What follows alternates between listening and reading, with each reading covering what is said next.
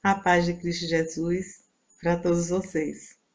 Mais uma vez aqui para conversarmos um pouquinho mais sobre as Santas Escrituras. Eu gostaria de trazer para vocês algumas passagens bíblicas hoje, não só uma. Eu gostaria de passar Mateus, capítulo 3, capítulo 7, versículo 3. Desculpa. Peguem suas Bíblias, por favor, e abram em Mateus, capítulo 7, versículo 3.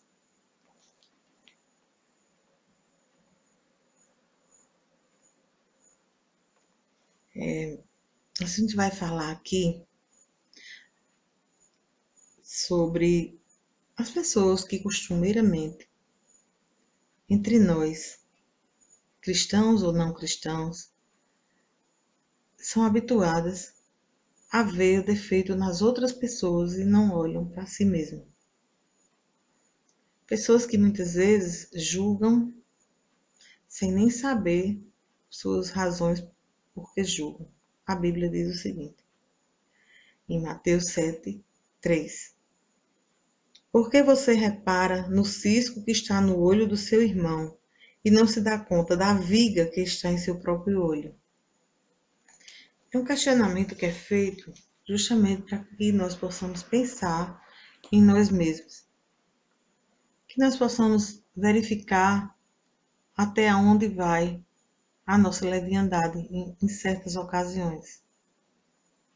É bem verdade que tem pessoas que chegam para nós e vêm nos contar conversas alardeantes, conversas que realmente muitas vezes preocupam e a gente fica tentando interpretar. Eu já vi muitos casos desse, pessoas me contarem também que passaram pela mesma peripécia, né? Digamos assim.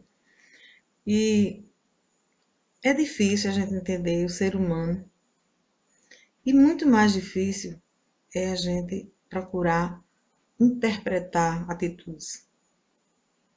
Ainda mais difícil é quando você se mete a querer julgar.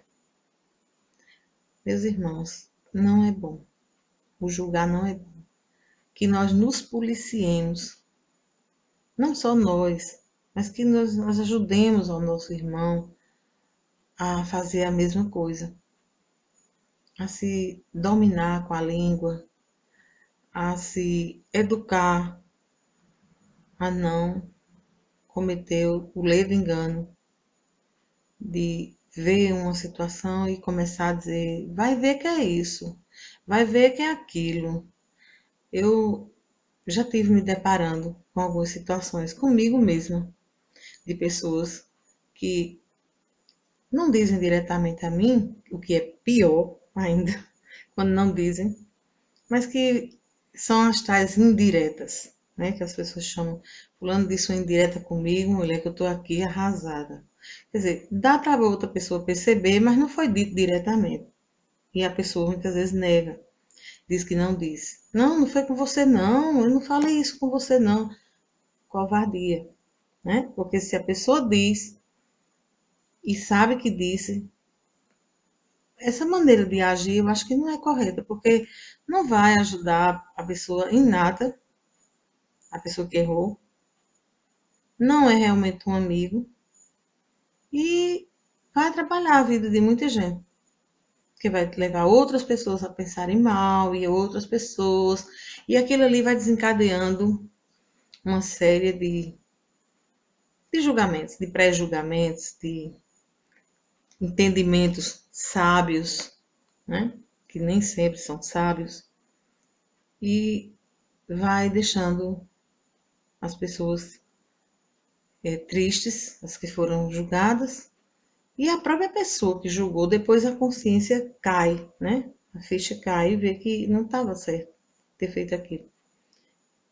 Em alguns momentos da minha vida, eu me deparei com essas situações de me ver pessoas me tentando me interpretar e dizer algumas coisas que não eram verdades, né? Tipo assim, pessoas que falam mansamente, aí diz, fala manso, mas ali tem um poço de lobo, de não sei de quê, esse tipo de comportamento assim, sabe? E não é verdade. Muitas vezes exigem as situações que você fale um pouco mais áspero. E em outras situações que você fale mais brando, depende da ocasião e do motivo e das razões. Claro que a gente tem que procurar sempre se dominar, ter paciência uns com os outros e usar na sua própria vida aquele provérbio 15:1 e 15:18. Pois eu peço até que vocês olhem isso aí, eu vou deixar para que vocês leiam e meditem sobre eles. Não vou explicar agora. Prefiro que vocês leiam em casa. E leiam e procurem aplicar. Eu recebi esse ensinamento do nosso presbítero. Uma viagem que nós fomos, eu nunca vou me esquecer disso. E ele me indicou isso aí para eu ler.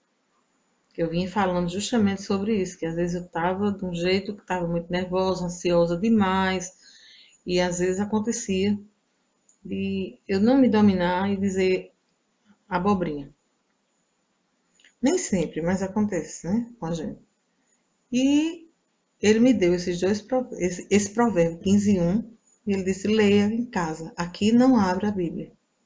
E eu não abri, fui ler em casa, porque em casa deu para eu ler e meditar.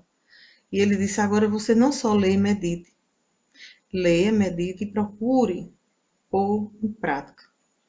Procure fazer com que essas letrinhas que você vai ler façam vida na sua vida. Seja vida. A palavra de Deus tem que ser vivida por nós dessa forma. A gente lê e fazer daquela palavra vida na nossa vida, certo? A gente tem que transferir aquela palavra, que ela não fique morta nas letras, mas ela, na medida que a gente for vivendo, a gente vai usando elas para vivificar o que Deus quis dizer, o que Jesus quis dizer, dependendo do texto a ser lido.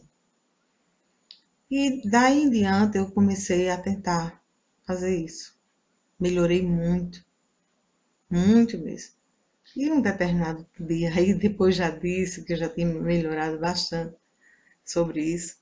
É claro que eu não sou perfeita e eu não digo a vocês que eu consegui, na sua integridade, colocar ela como minha palavra viva. Ainda não, mas eu pretendo fazer isso. E eu vi e achei engraçado o comentário que foi feito. E eu tenho certeza absoluta que esse comentário ele deveu muito como uma coisa que foi feita diretamente a mim. Não é mania de perseguição, mas eu sei que foi. Porque foi tão imediato que foi muito claro. E eu acho assim, a pessoa realmente não me conhecia. Não sabia os processos que Deus vinha fazendo na minha vida. Não sabia as coisas que eu vinha vivendo, que Deus vinha trabalhando em mim. Ele estava sendo meu oleiro, como ele vem sendo ao longo do tempo. Todo dia eu aprendo um pouco mais de Deus. Todo dia. É incrível. Não é um acordar só para Jesus, para a palavra de Deus. Não. É uma mudança aqui, ó, no meu coração. É uma mudança na minha palavra, no meu agir. É uma mudança na minha vontade de estudar, de ler a palavra de Deus e de levar adiante. Assim como a gente aprende a palavra de Deus, a gente tem uma vontade enorme que outras pessoas também aprendam. Quando alguma coisa é boa, que a gente gosta de outras pessoas, a gente quer que as outras pessoas também aprendam, como nós aprendemos. E a gente se sente feliz com isso. Grata ao Senhor porque nos dirigiu até aquela oportunidade de aprender. E ainda mais grata pela oportunidade e porta que ele abriu para que a gente pudesse levar a que outros conhecessem também. É muito, muito bom. E eu tenho tido essas oportunidades. O Senhor tem me alcançado nisso aí. As minhas orações têm sido nessa direção também, junto a Jesus. E eu tenho sentido meu coração mudar. Eu tenho sentido, não que meu coração fosse tão ruim assim, né? Mas eu tenho sentido que houve uma mudança, assim, muito grande. Perfeita eu não sou também não, viu?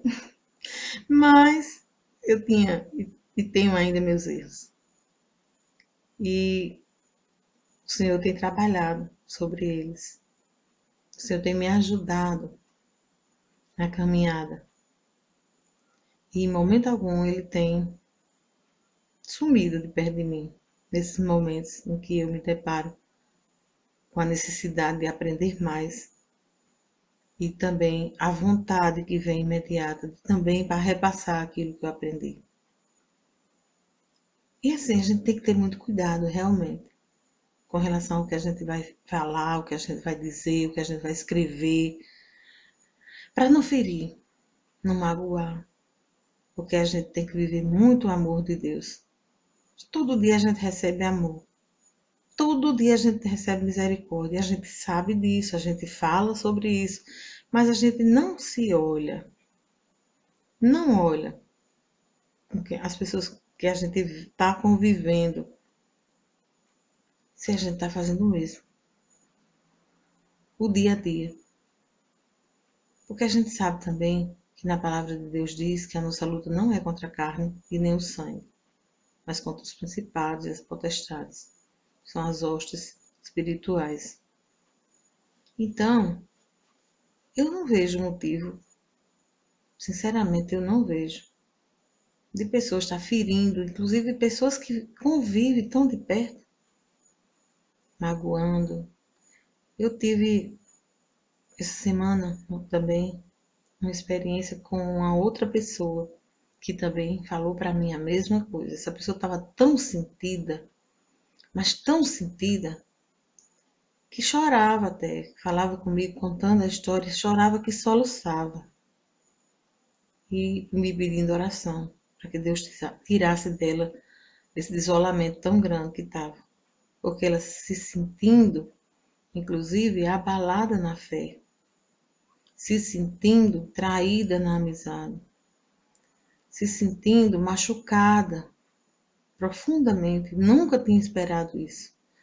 Mas a gente sabe que o homem erra, né? O ser humano erra. A quem a gente tem que esperar e saber que verdadeiramente nunca vai nos machucar, nunca vai nos maltratar, é Deus, é Jesus, é o Espírito Santo. Então, a gente, à medida em que a gente está fazendo a nossa palavra viver, a gente tem também que se lembrar que essa é uma outra maneira de fazer a palavra viver, não magoando pessoas, não judiando com as pessoas, com seus sentimentos, com as suas vidas. Uma palavra, uma simples palavra que a gente diga muitas vezes fere tanto, dependendo da ocasião em que ela for dita. É muito melhor que nós sejamos consoladores do que a gente ser acusadores, do que a gente ser pessoas que sejam ríspidas demais, ignorantes com outra pessoa, não saber ser solidária nas horas da necessidade do nosso próximo, não saber cuidar daquela pessoa. Poxa, toda hora a gente recebe o cuidado de Deus, toda hora a gente recebe de Deus as bênçãos maravilhosas. Então vamos, minha gente, vamos, meus irmãos, vamos ter o cuidado de também ser como Jesus foi, porque ele veio para isso, para nos ensinar a como viver a palavra de Deus, a como a gente fazer pelo outro aquilo que a gente gostaria de que fizesse conosco. Eu agradeço muito a oportunidade de mais uma vez estar com vocês.